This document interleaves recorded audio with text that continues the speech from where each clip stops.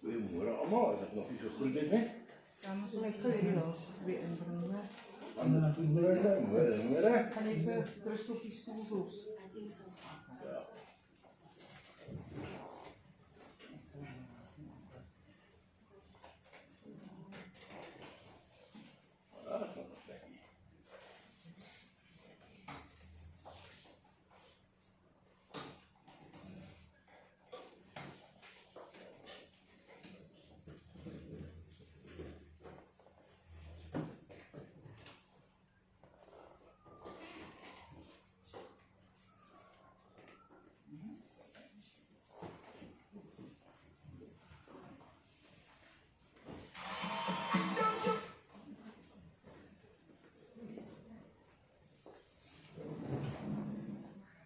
Bid net jou saam.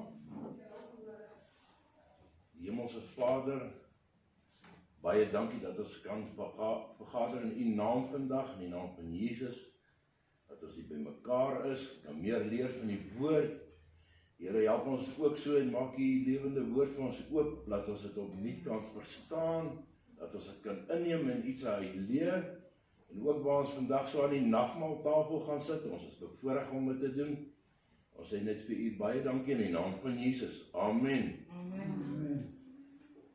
Die Here is my herder, sê koning Dawid in Psalm 23. So ons gaan 'n bietjie gesels oor Psalm 23 vandag.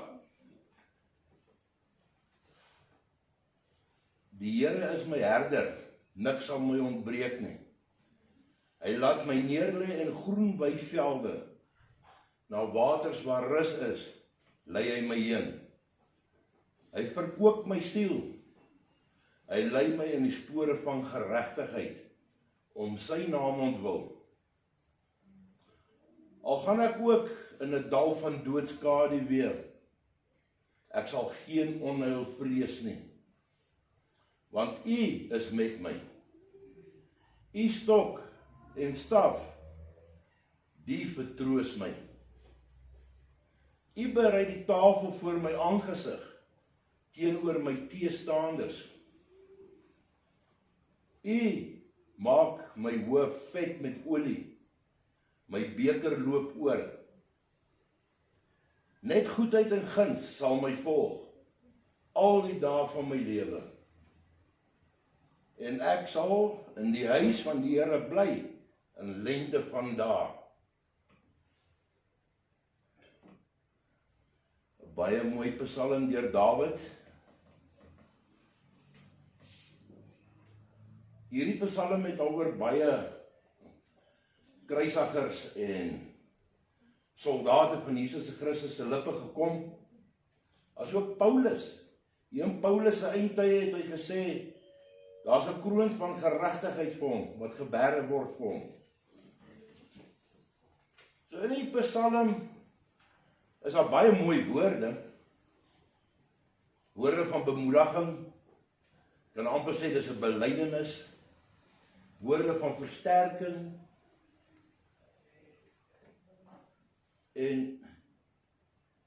Maar daar is ook die ander kant. Al die mooi woorde, weivelde, waters waar rus is. Mens kry amper die gevoel van rustigheid of van vrede. Soos as 'n mens op verlof is, net daai lekker kalm gevoel. 'n Gevoel van genade. Maar dan is daar ook dele wat sê, die dal van doodskade en die onheil, die teestanders, wat nog altyd daar is. Die troos van Psalm lê eintlik in ander dele van die woord. As jy na die vorige psalms kyk, Psalm 22 ook, dan is daar 'n koning wat verneder was, 'n lam wat geslag was. Psalm 22 vers 27 lees ons, die ootmoedige sal eet, versadig word. Hulle sal die Here prys, wat na hom soek. Mag julle hart vir ewig lewe. So jy kan nou sê, die Here is my herder, eerste vers. Onthou, wat is die Here? Of wat is die herder? Herder pas sy skape op. Die herder sorg vir sy skape. Hy maak seker hulle kry nie seer nie, hy maak seker hulle bly op groen weivelde, hulle kry genoeg kos, hy beskerm hulle, so hy pas hulle op, hy bederf hulle half, as jy mens kyk na 'n skaapwagter.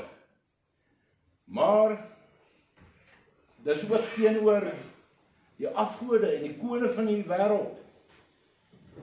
Die Here is my herder, nie iemand anders of niks anders nie, die Here is my herder. As ons gaan kyk na Psalm 49 vers 15, dan lees ons daar, so skape word hulle bestem vir die doderyk. Die dood is hul herder, en die opregtes heers oor hulle, in die môre, en hulle gestalte is daar vir die doderyk om te verteer, sodat daarvoor geen woning meer is nie. So is ons keuse, ons het die Here as herder, of die dood, daar is nie tussenin nie.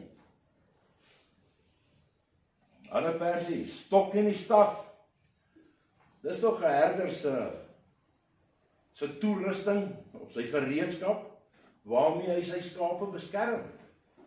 Daardie tyd met 'n skaapwagter het hy daardie lang staf met die haak so aangehaad.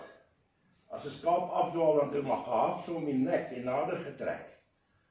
En hy die ander stok, as daar wilde diere is, jakkals en goed, om hulle weg te dryf, om sy skape te beskerm, en die lammers te beskerm. Onthou, Dawid praat hierso nie van homself as hy sê, die Here is my herder, en alles van homself nie. Hy praat vir die volk, hy praat namens die volk.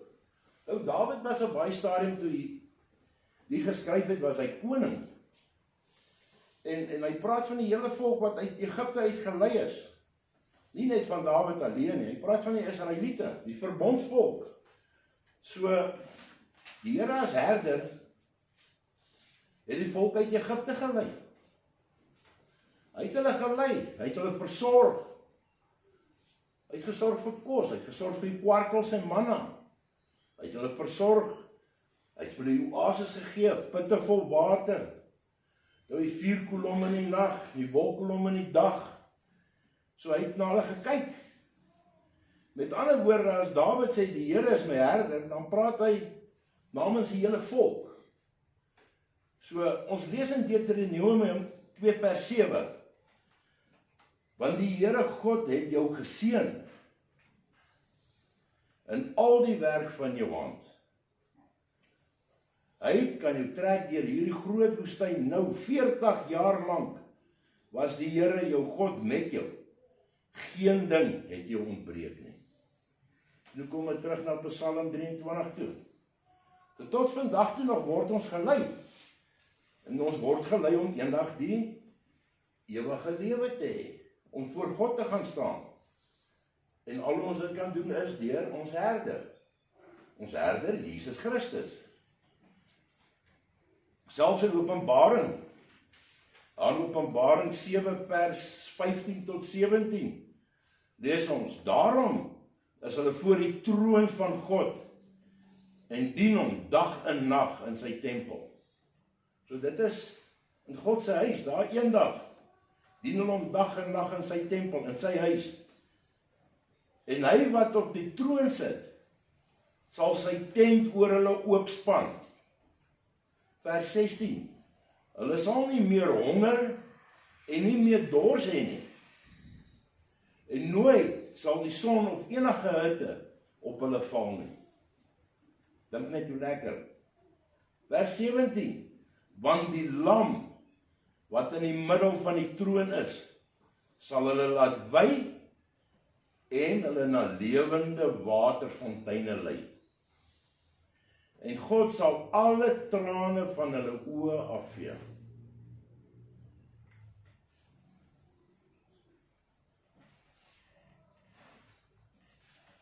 kort. Psalm 23 is 'n baie kort boekie, maar 'n paar versies, maar is baie kragtig.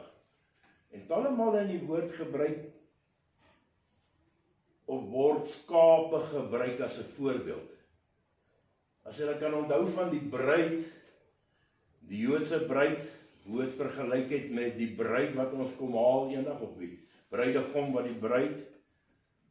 So, in daardie tyd, 'n skaapwagter het 'n baie belangrike werk gehad. So die mense van daardie tyd het verstaan, as 'n mens praat van skape oppas, en skaapwagter, en lammetjies omsien. En dis hoekom dit ook so mooi psalm is, of so bekende psalm. Ek glo ons almal ken hom, maar ja, as 'n mens 'n bietjie dieper gaan kyk, is 'n baie, seker een van die belangrikste, ek sal nie sê die belangrikste nie, maar een van die belangrikste psalms in die woord, en 'n baie mooi psalm van bemoediging, as 'n mens so 'n bietjie voor 'n berg staan. Ja, dan het ons die geleentheid vandag om nagmaal te gebruik weer, want jy vra my te help, nagmaal te bedien, dat ons ook net so oorsluit. Hemelse Vader, dankie dat ons kan aansit by die tafel en nagmaal te gaan gebruik as simbool ter herinnering aan u liggaam wat gegee is vir ons aan die kruis,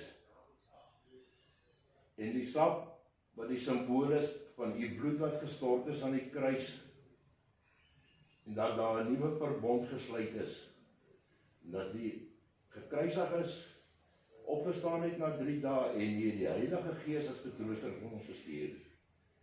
Ons sê dankie, nie omdat ons het verdien nie, maar net uit die genade van Jesus. Amen. Amen.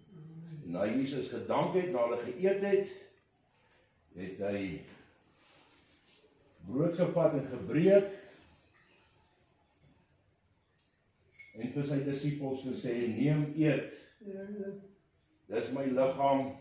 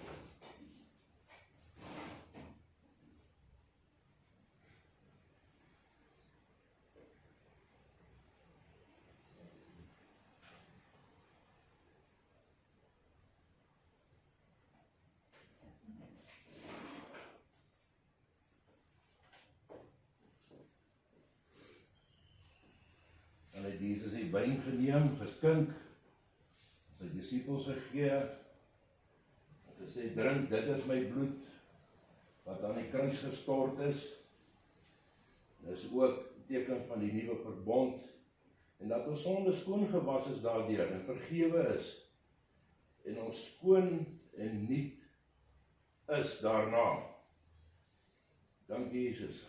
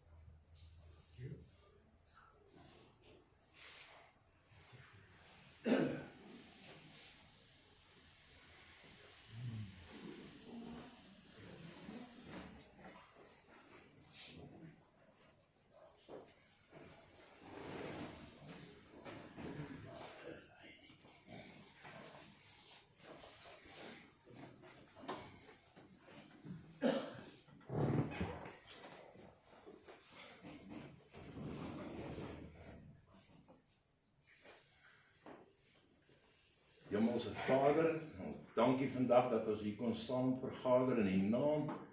Ons dankie vir die wonderlike psalm wat so mooi is van koning Dawid, dat ons iets geleer het daar, dit weer nie vir ons geopenbaar is en ons oë oopgemaak het.